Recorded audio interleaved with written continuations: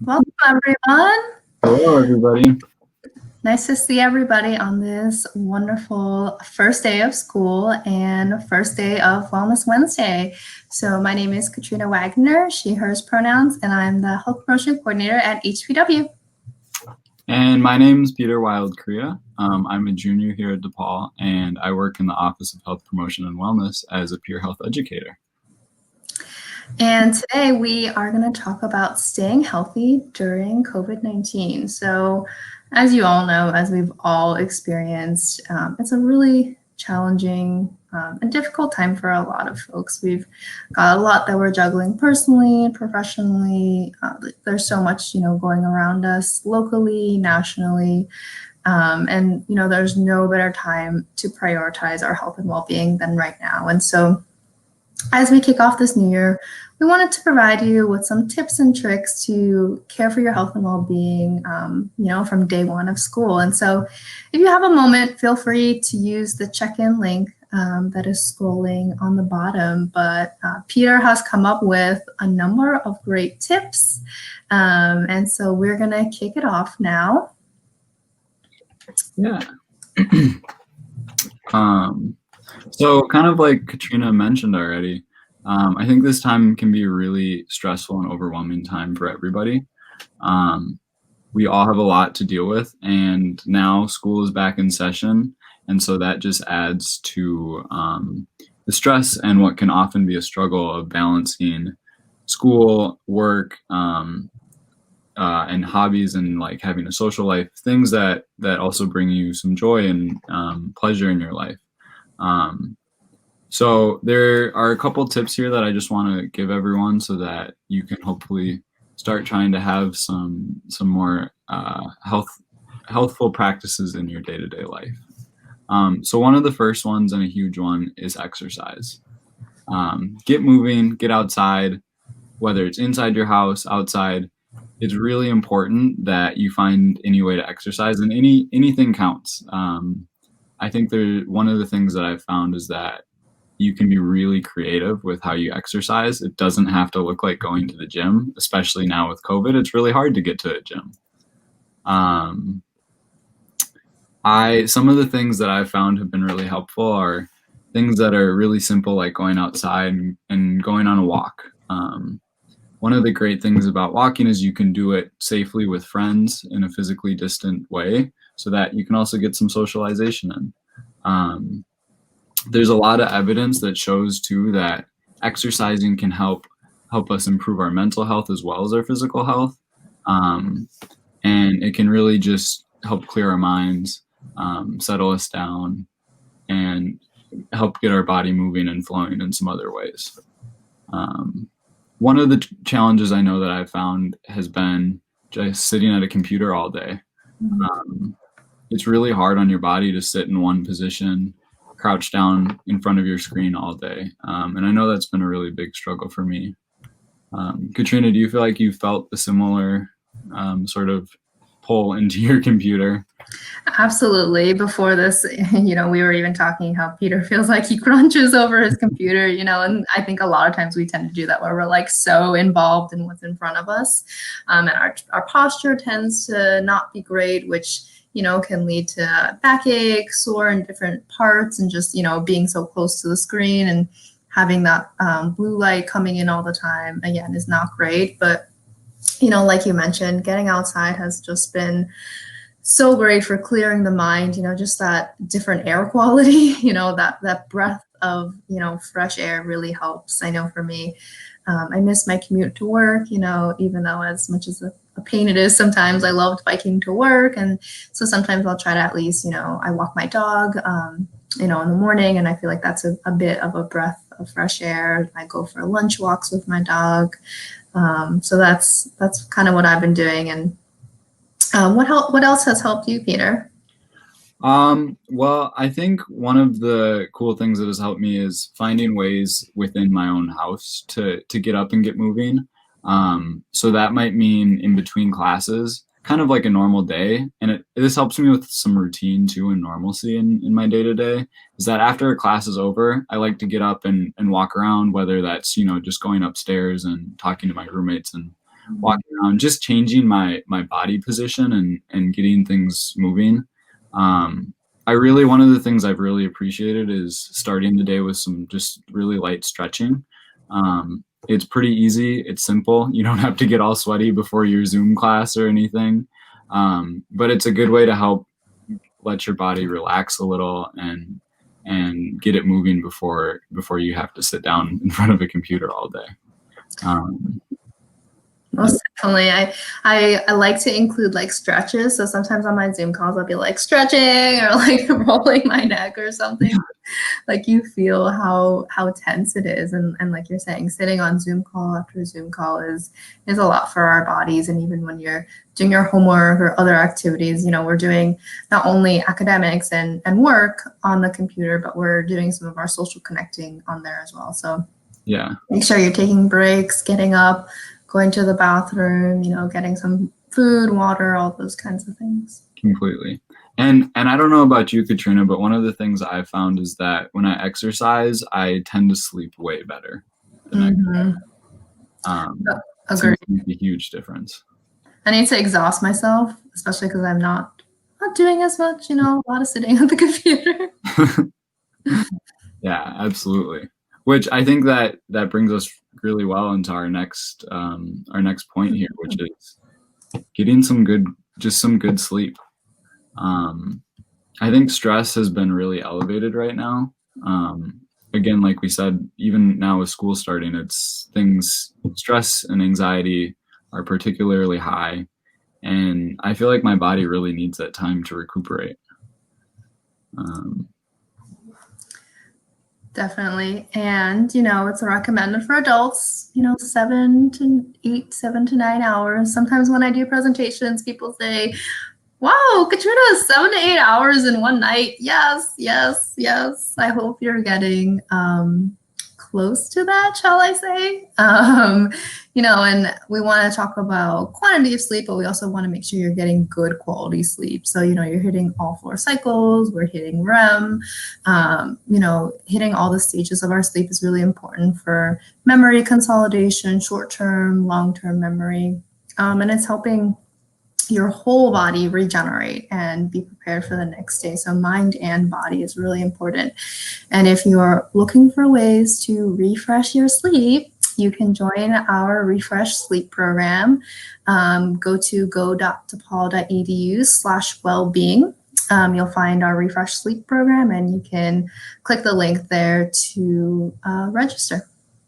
Yeah. Some of the things that I think I've found have been really helpful for me in like just trying to get to sleep every night is like making sure my room and my space is really quiet, and making sure that it's a different space from where I'm doing my work all day. I think I'm definitely more of a night owl. I know we just talked about this a little bit, that you don't love being active at night so much, but I find that when I'm going to bed is when my brain really starts going and my gears start turning. And so when it's time to go to sleep, sometimes it's really hard for me to shut that off. And so having my workspace be separate from the space where I'm trying to sleep and relax and shut down, I think has made a really big difference in helping me get to sleep at night. Yeah, that's a great way to set boundaries, Peter. What do you do when you like feel like you can't fall asleep? Because I think for a lot of folks like you that are, you know, your energetic time is at night. So how do you kind of calm the body, calm the mind? Yeah, absolutely. I think one of the interesting things I found is that sort of like hyper intention to like try to make myself go to bed is often really counterproductive to me actually falling asleep. So one interesting way that I've tried to sort of change my thinking about it is by reframing what I'm trying to do in that moment. So instead of saying, oh my God, I need to go to sleep right now, I'll pick up a book and say, I'm going to read this book as long as I can and stay up as late as possible. And I usually fall asleep in 10 minutes. And so I think reframing and sort of redirecting my brain into something that's a little bit more focused, but very calm, can be really useful. And I think sort of along the same lines, if I'm having trouble sleeping and I just really can't fall asleep, oftentimes I'll get up out of my bed and go sit upstairs for a while, maybe step outside for a minute. Because I think when we sit and get stressed about trying to go to sleep and not being able to in that same space and location, it can really start to create an association there that that bed becomes a stressful place, or a place where you can't fall asleep. And so really when I can't for a long time, I'll just get up and get out and try to move a little bit and then come back and try to fall asleep again. Do you have any strategies that work for you? Yeah, I actually was just gonna say that's actually really what you're supposed to do. So, uh, yeah, according to sleep experts, when you can't fall asleep, instead of like sitting there and or laying there and getting stressed about not sleeping or counting sheep or some of those other things that we get recommended, you're actually supposed to get out of bed, do an activity. They say maybe 15 minutes, but like you're saying, do it for as long as until you feel sleepy, and whatever feeling sleepy to you means, sometimes it's like, yawning, stretching, like closing your eyes. You feel like your eyes get like really heavy and tired, so until you feel that sleepiness, and then crawl back into bed. So you're doing what the experts have told me. Good, I'm glad. Dr. Marty Martin was on Wellness Wednesday last time, and he gave us that super helpful tip. But yeah, so what I do is I'm very much into my morning and night routines. So I'm a morning person. Like nighttime is not Katrina time. I do not thrive at night. I love the sunrise. I love it being quiet. I love doing everything that I have to do in the morning.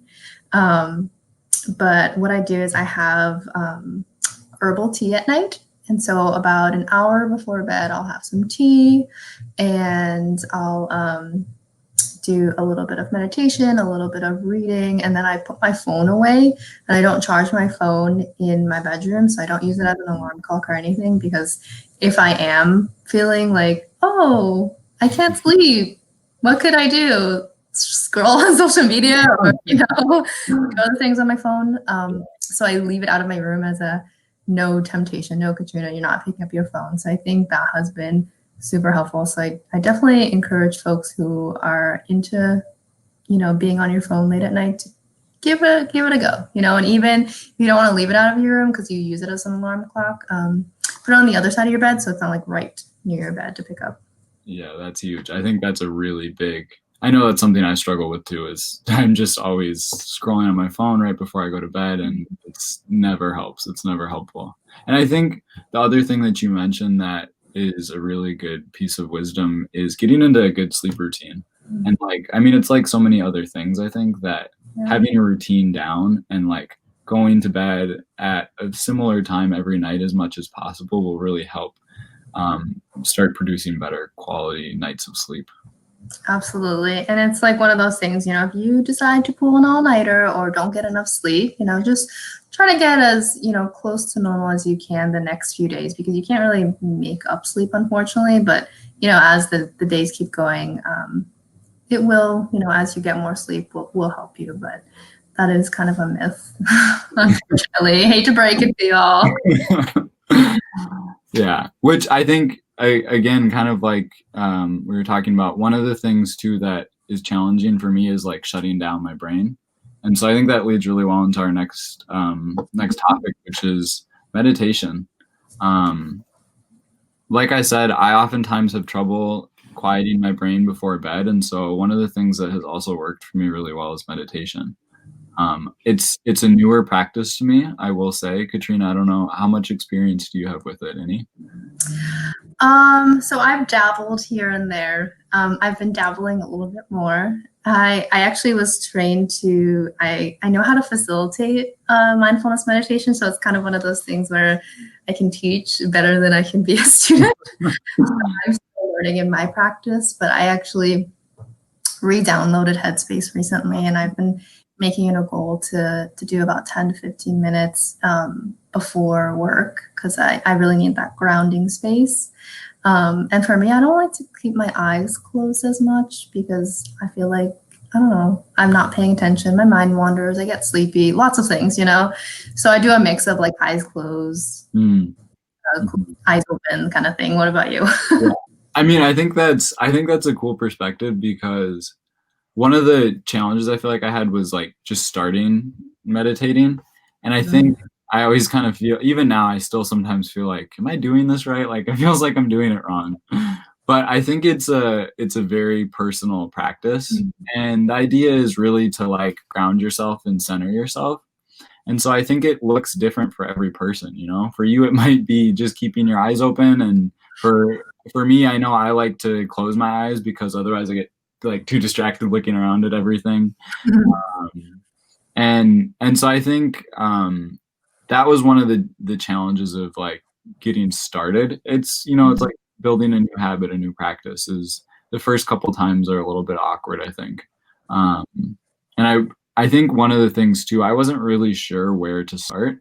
Um, and so I think having a like a guided meditation was really helpful for me. So I also downloaded the Headspace app and used some of their things, and it was like, oh, okay, this makes sense. There's someone telling me what to do a little bit that I can focus on that voice and help guide me through what I'm supposed to be doing here. Because without that, I feel a little lost sometimes, I think.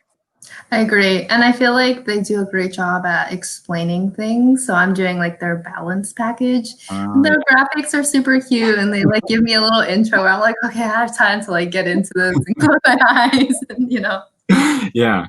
Yeah, no, that's great. I think, and I really think having a guide like that can make a big difference, especially initially when you really might not know what you're doing exactly. Yeah. And if I can offer anybody advice for where to start, is just, when you feel overwhelmed, and that can look a lot of different ways, right? When your blood pressure is rising, sometimes we feel the anger, we feel the tension, we feel the stress, right?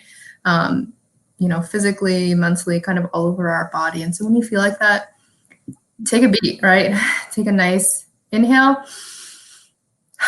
and a nice exhale. And something I recommend is making your exhale a little bit longer than your inhale. And you can count if you like. You can just, exhale as long as you need. But do that like 2 or 3 times, and I think that's a good place to start.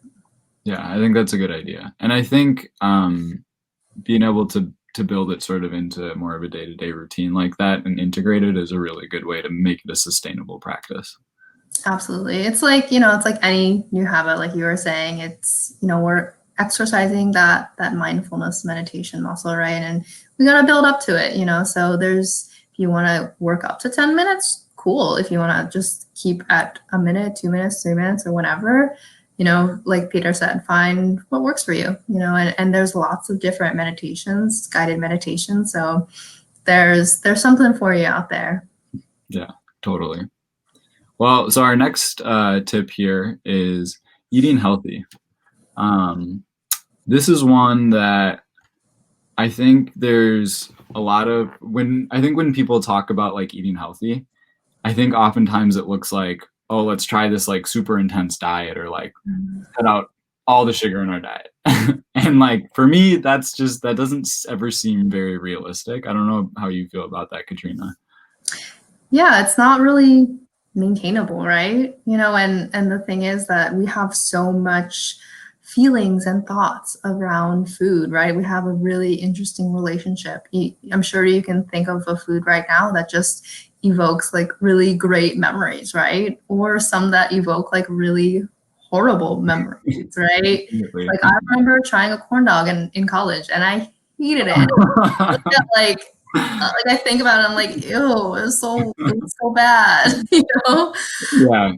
But Well, yeah, I will say corn dogs are one of my guilty pleasures. I think they're pretty oh, I'm delicious. sorry. That is one food I will not be cutting out, but I think a more sustainable way to start trying to eat some healthier foods is just by adding things in that are healthier. Instead of like trying to say, oh, I'm going to cut all of this out, I think it can be really helpful to just add things in here and there. So that might mean just going when you go to the grocery store, buying a few more fruits and vegetables and just mixing those into your daily eating habits. I think one other cool thing is like trying to substitute things, even if it's just once a week. So if you have, like one example, if you have a milkshake every night, maybe some nights you have a smoothie instead of a milkshake. And I think this is one of those things that, especially right now, can be super challenging. I know with being around my house all the time, I find myself sort of eating constantly, and because I mean, my fridge is 100 feet away, and so it can be really hard, I think, to find a healthy balance of eating enough and also eating in a way that's good for your body. Yeah, you hit it right on the spot, Peter. But I love this mentality of adding in, right? Let's not subtract. Let's add in some different things, right? And let's try things that we didn't try before, right? And if you don't like it, don't force yourself to, right? There's so many other things that you'll like, right? There's an insane amount of variety that I can't even imagine some of the food that's out there. Yeah. And it's similar to, we talk a lot about mindfulness meditation, but, have you ever thought of mindfully eating? A lot of times we'll go throughout the day and we're like, did I eat lunch? Did I have a snack? Because we're so busy, right? And maybe because we had our snack at our computer, right? We didn't actually sit down to take a full break and enjoy our meal, right? How many times were we putting food in our mouth and not actually enjoying it? Mm-hmm. So I challenge all of you to, whatever you're eating next, to look at it, look at the colors, look at the shapes, and when you put it in your mouth, like really taste it and enjoy it, and be mindful of what you're putting into your body, right? And I think this goes along with, feeling gratitude, feeling grateful for the food that we have on our table and where it comes from, right? Yeah, absolutely. I really, really like that idea of mindful eating because I know I'm definitely guilty of getting food and being like, oh, I'll just work while I eat this. And it just kind of disappears, or not eating for a couple hours because I've just been working. And Yeah. I think being mindful about what we're consuming and how we're consuming is a really good idea. Yeah. I can think, like you're saying, oh, it is so easy to go in the fridge and get a snack. Like, I love these like pretzel thins, and they come in like buffalo flavor. They come in everything flavor. Like, there's so many flavors, and like that's my snack all the time. And I can't tell you how many times I'm like in that bag, and so sometimes I have to like portion myself because I'm like, how many did I eat? Did I eat a bag in a day? Yeah, completely. I think that's really challenging right now. But I also think having some of those healthier foods, the other thing is I think it'll sustain you through your day more, you know? Absolutely. I feel tired in such a different way at the end of the days now with things being online. And I think having a really good source of fuel for my body makes a big difference in how each day sort of proceeds. Definitely. And you just brought up another great note is, noticing how food makes you feel, right? Like, what are the foods that make us feel more energized, and what are the foods that sometimes make us feel sleepier, and how can we maybe switch those foods around. If we're having something that makes us sleepy, maybe we should put that closer to dinner or closer to sleepy time, right? So like understanding how your body is reacting to different foods and just noticing how it's affecting you. Yeah, completely. I think that's a super good point. Well, our next point here is about staying connected with people around you. I think one of the things that has frustrated me a little bit in I guess branding of social distancing guidelines is that we talk about this as social distancing, but it's not social distancing, it's physical distancing. And I think now more than ever is a time where we need to connect socially in different ways. And I know I've felt a lot of, I think, disconnection and just strain on my relationships because it's so much harder to be connected with the people around you. I don't know. Have you had a similar experience, Katrina? Yeah, it's funny. I felt both. I felt in the beginning that it was really hard. I was really missing my friends, and I'm from Pennsylvania, so I have to travel and take time to see my family. So that was really, really hard. But then, as we kind of got through, month 3 and month 4, I felt like, okay, like I have to do the hard work now to stay connected, right? And like really set time to call people and FaceTime or, send text messages, like really checking up on my friends. So I think once I changed my mentality around that, I felt like I was staying more connected and even strengthening some of my relationships. How about you? Yeah, I think that's a really good point. Initially, it felt really hard. I also found though that I something cool that I think came out of it was that I felt like I was talking to like my siblings more than I ever had Mhm.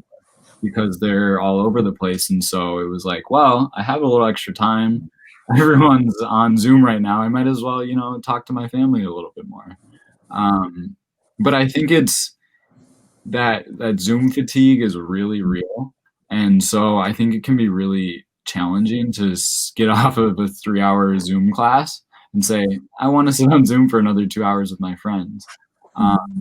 and so some of the ways I've gotten around that have been by like calling friends instead of FaceTiming them and just putting the phone down and putting it on speaker so that I at least don't have to look at a screen while I'm interacting with them.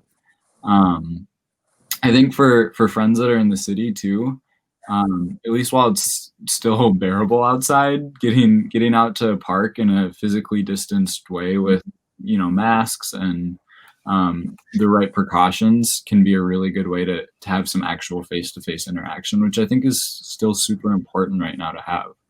Um, Another great way, kind of like I mentioned earlier, that I've found is like going on walks with friends. And the thing I love about that is you kill two birds with one stone because you get some exercise and you get to see friends. Um, and I know that when I'm able to see my friends or at least talk to them and my family, I feel mentally like much more at peace, much happier. I don't know. Have you had a similar feeling or experience with connecting with people right now? Yeah, definitely. We're doing a lot of walks together. We actually, my friends and I will go to the farmers market every Saturday. So the Lincoln Park Farmers Market, Saturdays, I think it opens at 9 or 10, maybe 10. But everyone's wearing their masks, bring your hand sanitizer, space yourself from other people. And then once you go through the stands, there's lots of greenery and people are just, having picnics, hanging out with their dogs. It's so nice, And so there's, like Peter saying, so many creative ways that we can still be together. Safely with precautions and, having picnics in the park. I bring my own food. My friend brings their own food. So, there's creative ways that we can still hang out. Yeah, totally. I think one of the other things I've found is going on bike rides has been really fun right now. Um, Mm-hmm. I feel like I've been a little bit trapped in my own little bubble right now because I don't have a car. My bike's the only way I get around. But when I hang out with friends and we go on a bike ride, we can go see some other parts of the city or get out somewhere that otherwise I really wouldn't get out to. And that way you get to hang out, but you can still distance from each other and do it in a safe way. I Um, agree. I'm so thankful to have my bike in the city. It's weird when you go from driving everywhere, to come to a big city that has great transit, but unfortunately right now, we're not probably not using transit as much. So having the availability to get on the bike is really, really helpful. Yeah, completely. Well, so that brings us to our last point here, which is setting and maintaining boundaries.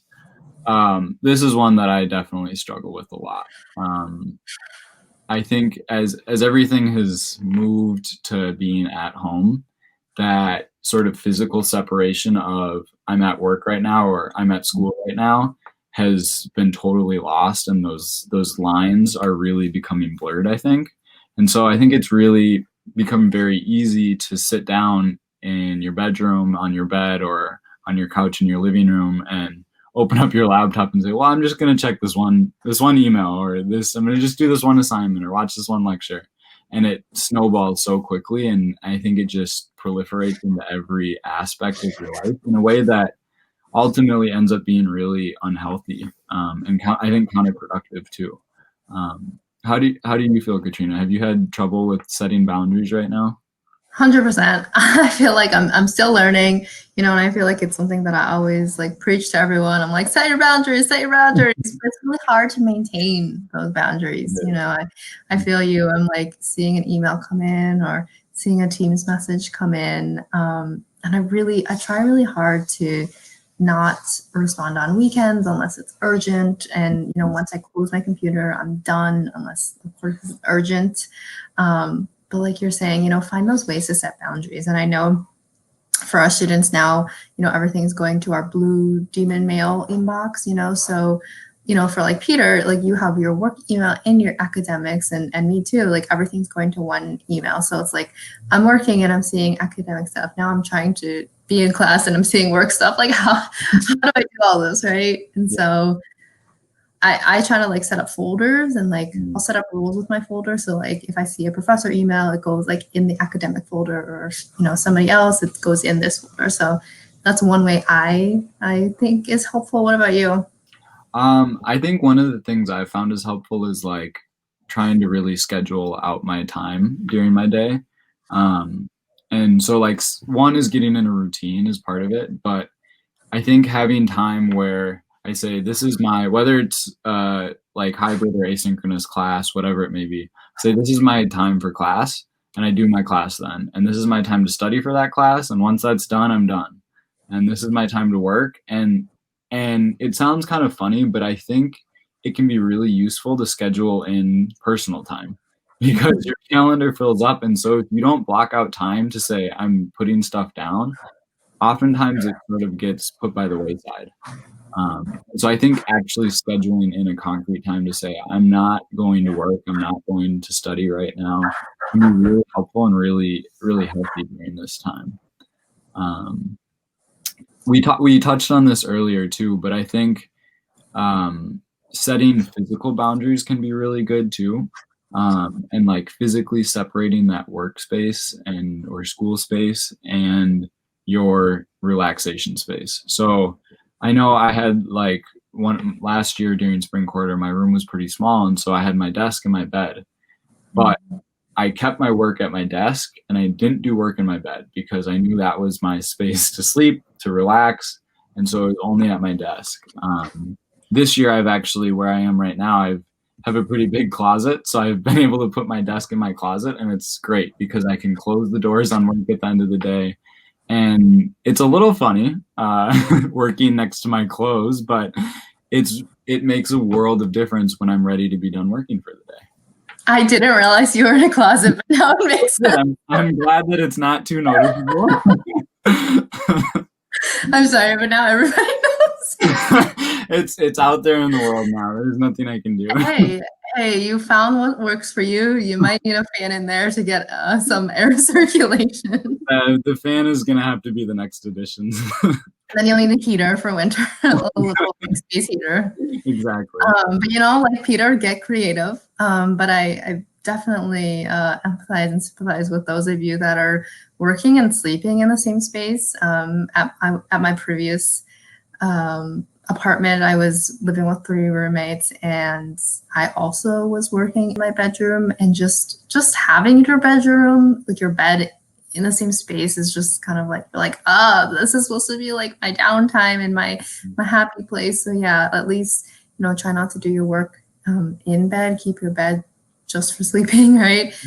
But yeah, physical boundaries can be helpful. So if you can make a dedicated space, whether that be a small table, a closet, I think that can be helpful. So yeah, completely. Well, and I will say one thing I'd love to point out is that, Katrina, I always notice at the bottom of your emails, you have a little tag that says, your office hours might not be mine, so don't feel like you have to respond to this right now. And I think that sentiment is really helpful. One is, as if you're reaching out to someone, that can take a lot of the pressure off to be like, oh, I have to respond right now. But two, for yourself, I think, to keep that in mind, that when you get emails or notifications, that if this isn't the time that you've decided you're working, then you can let it go for a little while. Absolutely, Peter. And, I try to, get all of our students to remember this, that like work time is work time. I work, longer than you do. So, when I message you or when I email you, please, don't feel like you have to respond right away. And, I hope that's, something that we can all try to keep in checks and balances as much as possible. But, I encourage you to, put, I know some of my colleagues put like out of office or something for their team's notification or, notes like that on their email. So any way that you can, set those boundaries, even digitally, can be really helpful. Thanks, Peter. Completely. And I know that that is all of our tips, but I know Katie would be super disappointed if we did not talk a little bit about particularly alcohol and substances. And so, keep in mind as we're giving you these healthy tips to be mindful of some of the negative coping strategies that we have sometimes, and sometimes that can be, drinking a little bit too much alcohol. I think when we first started quarantine, there were lots of things going around social media about, I'm just going to drink all day. And, that's not healthy. That's not the perspective that we want to take. But, at HPW, we talk a lot about setting your relationship with alcohol and substances and what do you want that relationship to be and how does it lead you to your goals and how does it support your health and well-being. And so just a note to, keep those thoughts running as you're thinking about ways to improve your health and well-being and support yourself. Yeah. I think the only other thing I'd like to add, just I think our topic today was more about maintaining healthy personal health and mental health and well-being. But I think it'd be I think it's really important that as we're in the midst of a pandemic, we still mention that we are still in a pandemic. And so it is still really important that when we're going out, we're all still wearing our masks, we're all still washing our hands, and we're also physically distancing. Those things are really crucial right now and really important to keeping ourselves safe, but also to keeping the people around us in our community safe and healthy. Absolutely. Thanks, Peter. And yeah, because we miss all of you and we want to come back to campus. So, if we do those things now, hopefully we can continue to keep slowing the spread. And so that sooner rather than later, we can all be, back on campus. But yeah, so stay in touch with us. Every Wednesday at 6 p.m. we'll be back with a new Wellness Wednesday topic. So if you haven't followed us on Twitter, Instagram, or Facebook, you can follow us at healthydepaul. There's our email, hpw@depaul.edu. If you have any questions, comments, concerns, we love to hear from you. And our number, so 773-325-7129 if you have any inquiries or anything like that. And you can also feel free to join our D-Hub group on the bottom there to RSVP for other great programs like this. Great. All right. Well, thanks everyone for joining us and have a great Wednesday night and enjoy your first week of class. Thanks, everyone. Bye.